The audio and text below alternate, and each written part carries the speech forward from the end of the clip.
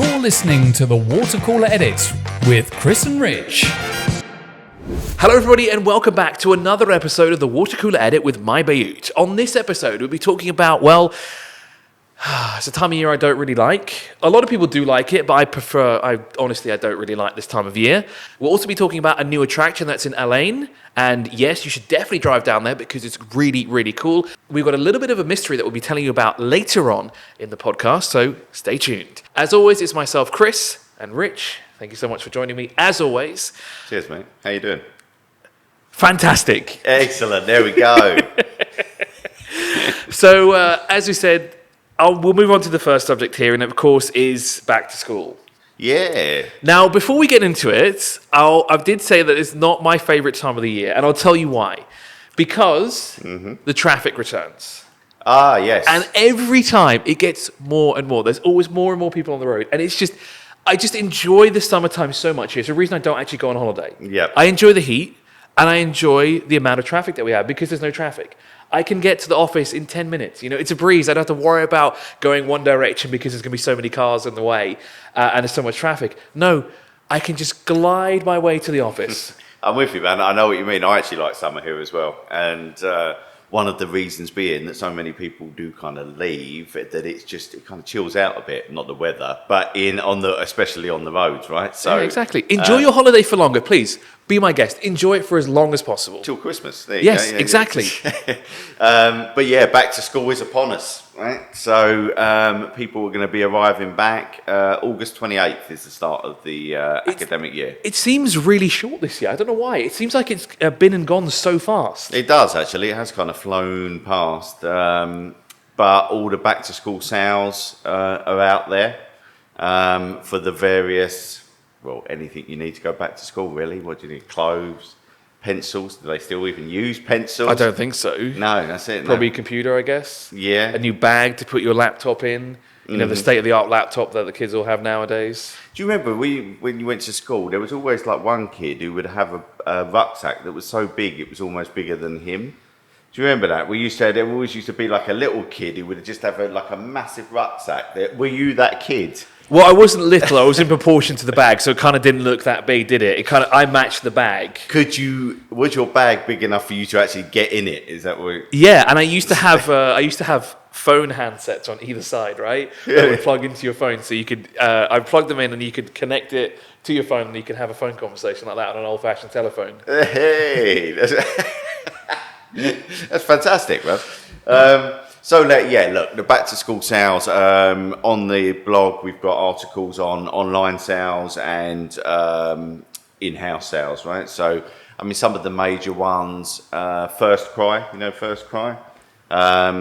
online sale. I use those guys for a lot of Lego stuff because they have some good Lego deals on there. Their back-to-school sale is...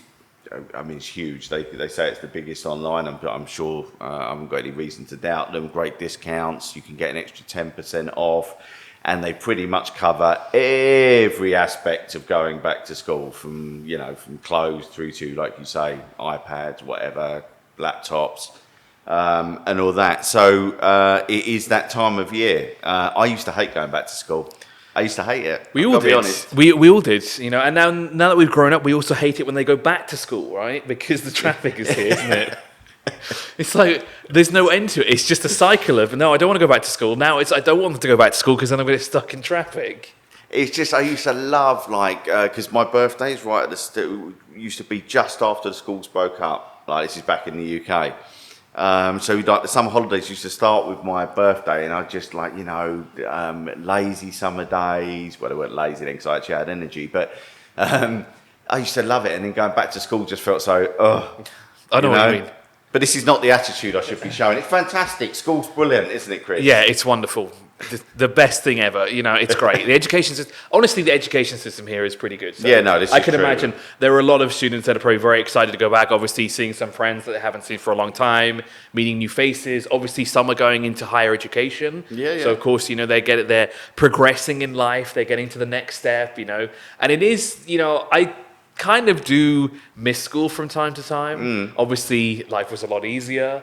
Yeah. It was sometimes harder, Less But- responsibilities in it, I would That's say. true, yeah. Right, because responsibilities catch up. Whereas you become more adult, you can't escape them. Exactly. They hunt you down, responsibilities. So there is obviously there's pressure at school. I'm not saying there's not, Yeah. right, and in education, but there is a sense of freedom as well at that time of your life. That's kind of nice, right? I guess. Yep, true. That's the best I can do. That's the best I can do. I can't. That's the nicest I can be about school. Well, with back to school just around the horizon, and do tell us in the comment section below if your kids, or even if you are going back to school, let us know in the comment section below and let us give you a shout out to the school that you are currently attending or going to attend at the moment. But before you go back to school, want to go on a little road trip? Why not head down to Al-Ain of all places? Because Al-Ain is wonderful, right? It's a lot colder than it is here in Dubai. It's a lot colder than any other emirate as well because they have a lot of mountainous regions. Okay, it's maybe not as cold as Fujairah. Fujairah is a bit out of there, you know. It rains there quite a fair bit, even in the summertime. But Al-Ain is also really nice, you know. There's a lot of mountains, as we said before. There's a lot of greenery. But now there is a man-made salt cave that you were telling me about earlier today. There is, yeah. There's a man-made salt cave. It's actually opened last year, but word of mouth has spread, and people are really getting on board with this. 16 tons of natural salt. It's the largest man-made cave in the country, most probably in the region, and it's inspired by the salt mines of Krakow or Krakow, however you want to say it, in Poland. Very famous. They hold like concerts down there and stuff like that. Right, this place is in Al-Ain is really quite impressive, right? And numerous different treatments for up to 18 ailments, including so it can help to remedy like allergies, eczema, like skin stuff like psoriasis, and also arthritis, with the plague of the elderly, arthritis. So like and various, so there's you just breathe in the salt. You can have various treatments. They've got a sea mud treatment, so you get kind of covered in. So it's kind of like salty mud. It's an all-in-one. It's a way that you can persuade people to go there if you're not feeling so great. You can be like, oh no, I know I'm not feeling great, but you know what? I really want to go to the Al-Ain salt caves. Because I'll feel a lot better. I mean, it looks nice. It does. It looks cool. You can have like body massages. You can just do the salt therapy, which is 25 dirhams for 25 minutes. And I'm not entirely sure what that involves. I don't know. You just sit in the corner and people throw salt at you. Maybe. Can you maybe scrape some off the ceiling and then put that on your food or something? Yeah, you can, but that's what you say. You take food in with you, like take KFC. Yeah. And then you scrape. Would you put salt on KFC though? Only on the fries, not actually on the chicken. Don't do this. Anyway, by the way. we digress. We digress. Yeah. Don't do this, by the way, because I'm pretty sure you're not supposed to be damaging anything to do that is natural, basically. Absolutely. So don't do any of this. Don't scrape the walls. Don't etch your name into anything. Don't take KFC. Don't destroy it. Exactly. Don't take KFC in there. It's you don't want the place stinking up like chicken. It smells amazing, but you don't want that to happen. Yeah, because I mean, salt. Obviously, I mean, you notice. To be honest with you, when I was younger, I had eczema, right? And when we used to go on holiday, and I'd go in the sea, and the salt water must get used to improve, like. Unbelievably. Where would you? Right? That's the most English thing I think I've ever heard you say on the podcast, besides supporting Yeovil FC. So where would you go for a British holiday? Oh, we didn't go on many British holidays, but if we did, like, we would probably go down to Bournemouth or Brighton. Yeah, no, I knew Brighton was coming. I knew it. Brighton's a great place. See, I've got no English experience. I've lived my life overseas, but I still know that if you go to the beach during the summertime, Brighton is the place to go. Especially if you live in London, right? That's kind of... Yeah, true. It takes about an hour, and it is the seaside location of choice. So predictable, isn't it? Now, for our final topic, we left this as a nice little mystery here. Now, what is this mysterious topic that we've got here right at the end? It's a mysterious abandoned village in Sharjah. Have you heard of this place, Chris? I think there's one if I remember correctly, there's one in Rak. There's a palace in Rak that's abandoned in the 90s, I think, or in the 80s. Actually, I think I know about this one because there is probably I think it's a village area that actually people go to, right? And they visit the place. I've seen a couple of people actually drive through there with their four-wheel drives and everything like that. I've seen people go through there in a sedan, which is mind-boggling when you think about it. But I guess with enough lift on the car, you can probably do it. Yeah. So is that what it is? It's basically it's in the middle of the desert in Sharjah. This place, right? It's an hour's drive from Dubai, and it is what it says, right? It's an abandoned village. The village was built in the late 1970s, predominantly for the Al Ketbi tribe, Bedouins, to give them more permanent accommodation's the wrong word, but housing, right? So, but because of where it is, it was found to be quite inhospitable, right? And also there were rumours about jinns and ghosts, and also that people thought there was something supernatural with the sand around there that invaded the houses because it kept coming in, and so this is all just rumours and speculation, but people always read into this stuff.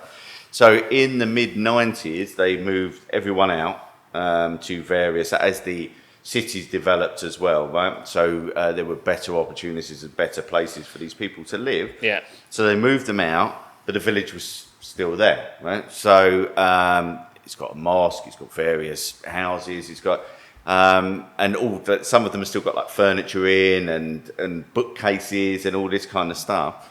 So it's basically been abandoned since the mid-90s. Now, the reason it's got in the news, it's always been popular. It's called the Al Madam village. And the reason it's popular, a lot of people like this kind of stuff, abandoned stuff, right? But it's got back in the news recently because they're going to reclaim it from the desert, right? Because what's been happening, because it's been the mid-90s, the sand is just getting higher and higher and higher. The village is disappearing under the desert. So they're going to reclaim it in the way that, not reclaim it as in do anything with the buildings or restore them or anything. It's just going to kind of clear some of the sand so people can. So there's still something to visit rather than just going and seeing a mass of sand and no buildings. Fair enough. I mean, maybe what they could do as well then is they should have like an area where you can do it and have a spade, dispensary that you could get a spade and you can kind of dig up the house yourself. You can help. Yeah. Exactly. Yeah. That would be fun. Yeah. Turn up, help. And you get some photos and then do some digging. Of course, and you learn at the same time, right? You learn about this fascinating place in Sharjah. Yeah, there you go. It's got actually in the article on mybayut, we've got photos from the village. Before and after. No, they haven't. The after bit hasn't happened yet. It was actually the ruler of Sharjah who announced that they're going to start this reclaiming project. So I think it's imminent that they'll start doing it. But obviously they got concerned because, like I say, the sand was rising and rising, and in the end it was just going to be a big dune. And someone say there's a village under there somewhere. It's under there somewhere. Yeah, I can imagine that's a bit problematic. Do you like this kind of stuff though? Like kind of some people say it's like dark tourism, right? Go to places where that have got quite are they haunted? Are they not? All that. Yeah, kind of stuff, I mean right? it would. I don't get me wrong. It's intriguing. Would I go? Probably not, because that involves me leaving the house. Yeah, fair. I could always just look at it online, not read about it, but watch a video of it online or something. You could look at the photos in our article. There, you could do that too. Would I stay the night there? Probably not. I do like these kind of things. Don't get me wrong, but I think those noises that you hear and everything like that. And it's just so when you hear the stories of the possibilities of what is there, like you said. I don't know. I don't think I could do it. And it is. I mean, it's quite remote, right? So I mean, you know what it's like out in the desert in the night anyway. If you've camped out there, I mean, it can be pretty quiet and very well. Yeah, it's a great place for seeing the stars and stuff. Yeah. But very dark, very quiet, and all that. If you're in an abandoned village or near it, that's going to be. I don't know. Yeah, I think I'd do a daytime visit for me, Chris. I'm with you there. But of course, that's it for this episode. And if you'd like to learn any more about the subjects that we've discussed on this episode of the Water Cooler Edit, you can of course check out the mybayut blog, which is Bayut.com/mybayut. Let us know in the comment section below if you'll be visiting this abandoned village. We'll be doing it before the new project starts, or will you be doing it afterwards? I think you should go before and after. I think we should do that as well. That's a good idea, isn't it? Yeah, good stuff, man. Yeah, before and after, so we can see the effects of the project, and we can see it before the project is instigated. I think that's good. You need to drive me out there, Chris. I don't want to go anymore. Thank you so much for watching, and we'll see you next time. You're listening to the Water Cooler Edit with Chris and Rich.